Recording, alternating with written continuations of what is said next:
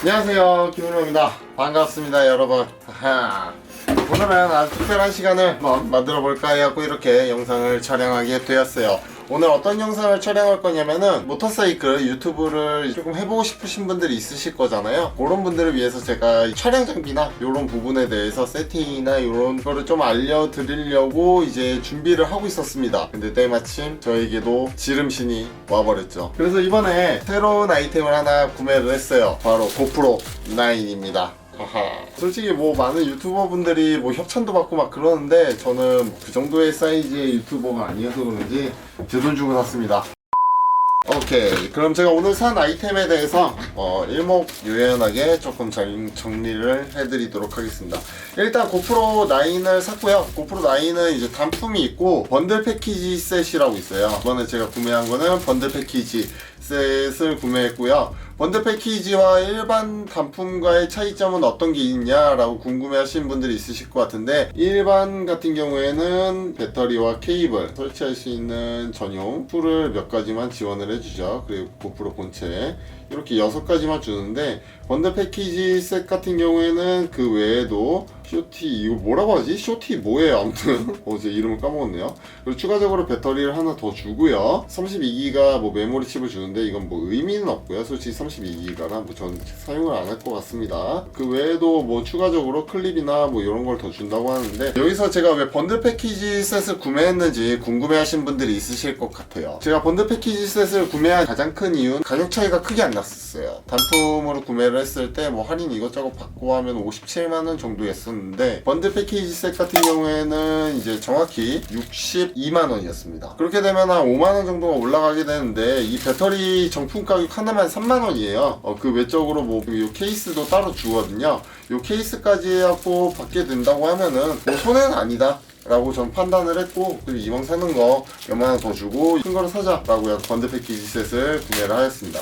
이번에는 조금 특이하게 감싸져 있네요. 원래는 어떻게 감싸져 있었는지에 대해서 보여드릴게요. 원래는 이런 식으로 케이스가 제공이 되었습니다. 얘도 번들 패키지 셋이거든요. 고프로 팔 때도 이렇게 묶어서 판매를 했었습니다. 이때는 헤드 케이블을 줬었는데 이번에는 케이스를 따로 주네요.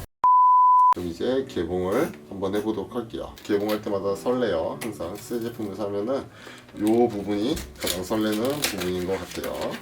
자, 이제 뜯었습니다. 케이스가 많이 바뀌었어요. 이 안에 그냥 다 들어가 있네요. 요런 식으로 다 들어가 있고요. 굉장히 깔끔하게 정리가 되어 있네요. 보도록 하겠습니다. 자, 일단 이거는 어댑터고요. 이거는 차량에 붙일 수 있는 3M이 장착되어 있는 어댑터 짧은 거. 얘는 긴 거네요. 짧고 길고. 고프로 이제 7 때부터 이 안전 클립이 또 따로 붙어 나옵니다. 이 안전 클립이 뭐 쓸모가 있냐? 라고 궁금해 하신 분들이 있으신데 정말로 쓸모 있습니다. 왜냐면 제가 이 클립이 부러져 갖고 고프로가 날아갔던 적이 2번 정도 있었거든요. 이 클립이 있고 나서부터는 전혀 이게 부러질 염려는 한 번도 해본 적이 없습니다. 그 정도로 이 안전 클립이 굉장히 중요한 역할이라고 저는 생각하고요. 그리고 최대한 이제 헬멧이나 이제 차량에 이제 부착을 하실 때 웬만하면 정품을 사용하시는 게 분실이나 이런 부분에서 유리한 점이 될 수도 있겠다 라는 거를 조금 강조드리면서, 그 외에도 이 나사는 긴 게 2개가 오네요. 원래 이게 짧은 것도 있거든요. 근데 긴 걸로 2개가 들어오고요. 이거는 뭐 저는 사용을 안 합니다. 근데 자전거 타신 분들이 굉장히 많이 사용을 하시는 아이템인 걸로 알고 있어요. 이렇게 클립해갖고 뜯어졌네. 아무튼 클립해갖고 이렇게 잡아갖고 여기에다가 고프로 올려갖고 촬영하는 거. 굉장히 힘이 세네요. 손가락 아파. 자, 다음은 이제 케이블이에요. 전용 케이블이고요. 20핀짜리 케이블이 들어가 있고요. 요즘 삼성 스마트폰이나 LG 스마트폰에 사용하는 선과 똑같습니다. 왜 고프로 9을 제가 왜 샀냐 라고 궁금해 하신 분들이 굉장히 많으실 것 같은데, 고프로 9을 산 가장 큰 이유는 배터리 때문입니다. 배터리. 이게 고프로 8 전용 배터리거든요. 고프로 8과 고프로 9의 배터리 사이즈를 한번 보시죠. 이전 세대보다 30% 더 길어진 배터리 수명을 갖고 있다고 하고요. 우선 여기는 제가 써보질 않아갖고 말씀을 못 드리겠지만, 이전 세대에서도 저는 배터리 수명이 겨울철에는 거의 한 40분 여름철에는 한 50분 정도 촬영이 됐었기 때문에 거의 1시간에 한 번씩은 휴식을 해갖고 배터리를 교체를 했어야 됐던 번거로움이 있었습니다. 뭐 상시 충전도 있다고 하는데 그렇게 되면 케이블이 막 여기저기 막 널브러지게 돼갖고 전 그런 거 좀 보기 싫어하거든요. 그래서 깔끔하게 배터리 여러 개를 구매해갖고 뭐 이제 교체식으로 제가 항상 하고 다녔는데, 이번에 고프로 9부터는 배터리 수명이 30%더 길어졌다고 하니까 시상으로는 1시간 한 10분 정도 촬영이 가능한지 한번 제가 이건 또 별도로 실험을 한번 해보도록 하겠습니다. 이렇게 배터리가 2개가 오고요. 자, 다음에는 고프로 본체입니다. 굉장히 좀 깔끔하게 포장이 되어 있어요. 뭐 이런 부분이나 이런 뒤에도 이렇게 잘 포장이 되어 있고요. 깔끔하네요. 고프로 4 때 제가 이 포장을 보고 굉장히 경악했던 기억이 있는데, 이제는 고프로가 세대를 거치면서 많이 발전을 했다는 생각이 드네요. 9 때는 뭐 어떤 부분이 많이 달라졌는지 제가 성능적으로 이제 고프로 사이트 가서 한번 확인을 해봤습니다. 우선 이 전면 이 렌즈를 탈착식으로 이제 교환이 됐었습니다. 근데 이전 세대 고프로 8 같은 경우에는 탈착식이 아니었어요. 일체형식이었고 렌즈가 깨지면은 교체를 못한다는 뭐 소문도 있었습니다. 뭐 그렇다고는 하는데 뭐 저는 뭐 경험을 못 해봤고, 탈착식이 돼갖고 이 맥스 렌즈를 여기다 끼울 수 있다고 해요. 그렇게 되면 조금 더 광각, 이전 고프로 때 보여줬던 슈퍼뷰 그것보다 더 넓은 광각을 보여준다고 합니다. 그리고 두 번째로 가장 크게 달라진 점은 전면에 디스플레이가 장착이 되어 있습니다. 있고 없고 차이는 굉장히 크다고 하는데 저는 솔직히 뭐 없어도 뭐 그만, 있어도 그만입니다. 솔직히 말씀드리면은. 그 다음에 흔들림 방지가 이제 한 단계 더 업그레이드된 버전이 고프로 9부터 들어간다고 합니다. 다른 유튜버 분들이 올리신 뭐 차이점에 대한 영상을 여러 개 비교해봤는데 상당히 큰 부분에서 흔들림이 보정이 되는 모습을 볼 수 있었습니다. 프로 8 때부터 이 배터리가 옆으로 들어가게 되는데, 이런 식으로 해서 탈착을 하고 배터리를 넣고 SD카드를 삽입하고 그런 방식으로 바뀌었습니다. 그리고 충전도 이쪽에 달려 있어요. 그래서 제가 이것 때문에 또 추가로 구매한 제품이 무엇이냐면은 바로 이 옆면 클립입니다. 고프로 8 때부터 옆면 클립을 사용을 했었는데요. 뭐 이거 뭐야? 이거 선은 뭐 갖다 버리겠습니다. 이 옆면 클립을 제가 고프로 8 때부터 사용을 했는데, 제가 이 옆면 클립을 왜 사용하냐 라고 궁금해 하시는 분들이 있으실 것 같은데, 옆면 클립을 사용한 가장 큰 이유는 이제 제가 휴식을 할 때, 이제 목적지에 도착해서 카페나 아니면 음식점이나 휴식을 할 때 보조 배터리로 그냥 여기에 직접적으로 연결해갖고 충전을 따로 시킵니다. 그때 굉장히 편하더라고요. 그것 때문에 옆면 이 뚫린 부분을 좀 사용을 할 수 있는 장점이 있고요. 한번 요거를 장착을 한번 해보도록 하겠습니다. 장착을 안 하는 걸로 하겠습니다. 자, 그럼 이제 고프로 9을 제가 사게 되면 항상 하는 것들이 있습니다. 이 전면 쪽이나 후면 쪽에 액정 필름을 따로 별도로 구매를 해갖고 항상 장착을 하는 편이거든요. 그래서 이번에도 고프로 9 액정 필름을 새로 구매를 했습니다. 얘는 앞이고 얘는 뒤고. 이 전면 쪽에 이제 렌즈 부분에는 액정 필름이 따로 안 나오네요. 이거는 조금 아쉬운 부분입니다. 이거 두 번 붙이도록 하겠습니다. 제가 또 이거 붙이는 것도 선수거든요. 자, 일단 후면부터 해보도록 하겠습니다. 1번 알코올솜으로 먼저 한번 닦아줍니다. 뭐 의미는 없습니다. 솔직히 바로 필름 떼고 바로 붙이면은 뭐 알코올솜을 닦을 필요가 없습니다. 근데 알코올솜을 닦게 되면은 이 위에 먼지가 바람만 불어도 쉽게 떨어지기 때문에 저는 한번 알코올솜을 했어요. 근데 뭐 주변에 먼지가 없는 상황이라고 하시면은 굳이 알코올솜을 하실 필요 없습니다. 다음에는 2번 이 부분을 떼고 붙이도록 하겠습니다. 붙일 때는 이건 굉장히 중요한 키포인트거든요. 뭐냐면은 과감해야 됩니다. 항상 이런 거 붙일 때는 막 어떻게든 안 삐뚤어지려고 막 노력하면은 오히려 더 삐뚤어집니다. 그냥 대충 맞았다 싶으면은 그냥 밀어버리면 됩니다. 이런 식으로 자 붙이고, 그리고 전면 필름을 떼주도록 할게요. 자, 그러면은 뭐야? 아 씨발, 반대로 했어. 제가 이럴 줄 알고 하나를 더 샀습니다. 철저한 준비성. 야, 사람은 항상 준비성 있게 철저해야 된다는 거를. 야이씨, 얘는 또 전면에 렌즈 부분에 또 필름이 있습니다. 아무튼 다시 해보도록 하겠습니다. 아까 2번부터 뗐나요? 그러면 1번부터 떼야겠죠. 1번부터 떼고 다시 한번 불고. 제가 뭐라 했죠? 과감히 하는 게 굉장히 중요하다고 했죠? 과감히 붙이도록 할게요. 과감히 붙이면은 기포가 싹 없어지면서 붙게 됩니다. 씨발 먼지 들어갔어. 자, 전 먼지 들어가도 뭐 상관없습니다. 뭐 의미 없다고 생각할게요. 다음에는 2번을 떼주도록 할게요. 이 먼지 떼는 방법도 뭐 요령은 있는데 제가 그걸 보여드리려면 스카치 테이프가 필요한데 스카치 테이프가 없습니다. 이렇게 후면은 끝났고요. 먼지 하나 들어갔네요. 다음에 또 사서 붙일게요. 다음에 전면 이쪽 부분을 하도록 할게요. 똑같이 먼저 알코올솜으로 한번 닦고 그 다음에는 2번으로 이 마른 솜으로 닦고 1번 백으로 뗀 다음에 멋지게 붙여주면은 끝납니다. 됐다.